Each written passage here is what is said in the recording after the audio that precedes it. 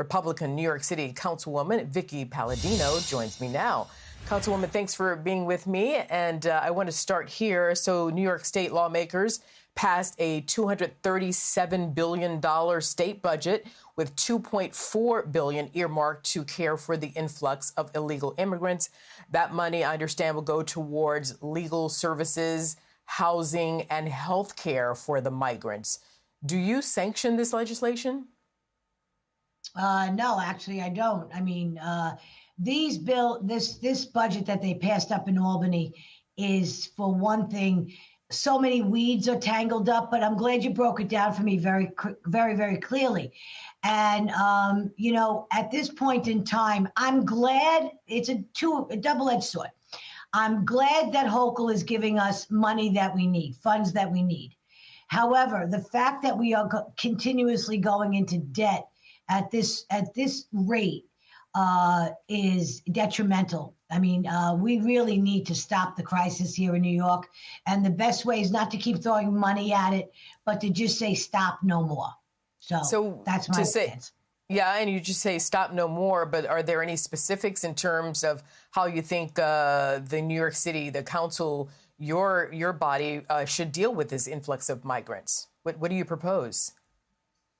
At this point in time, it's going to be business as usual. We are a group of 9. We are Republicans and Democrats that make up the Common Sense Caucus. And when you put us up against the 41 others who think this is all okay, I don't see it changing our fell, no. So we'll take the money. Well, let me look right now. Speaking of money, let me look at the estimated price of New York City migrant crisis versus federal and state funding. So the cost to New York City in fiscal years 2023 to 2025, $12 billion. Funding from FEMA, $156 million, and that is for the fiscal year 24. The proposed funding from the state, $2.4 billion, and that's for fiscal year 25. So is New York City at a tipping point? And without a course correction, what's ahead? Most definitely at a tipping point. Again, a black hole just throwing money in, but people are coming in every single day, and our numbers are just growing and growing. It's like a cat chasing its tail. You're always playing catch up. And this is not fair to people who live here, the taxpayers who live here and are struggling on their own to try to make ends meet. And all they're seeing is dollars by the billions being put towards illegal immigrants that are flooding our city. I think everybody's done saying asylum seekers. These are not people seeking asylum. We're tired of saying migrants. Most people just want common sense. Common sense being that right now, there is no common sense. We just keep letting it happen. And it can't go on. It just cannot go on. People are fed up.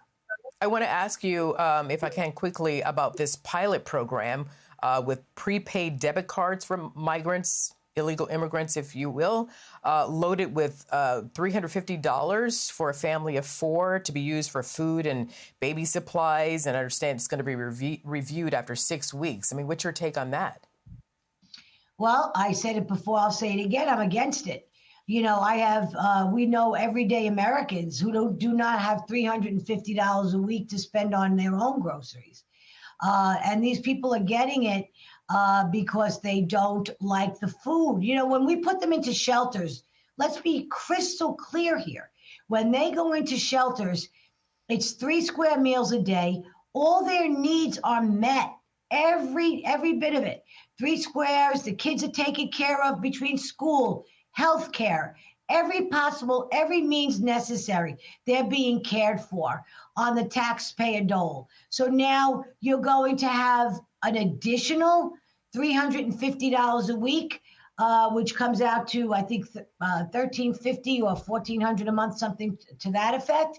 And I have people who work for me, a single mom, with 2 children who does not have the money to spend, and they do. It's not fair. It's totally not fair.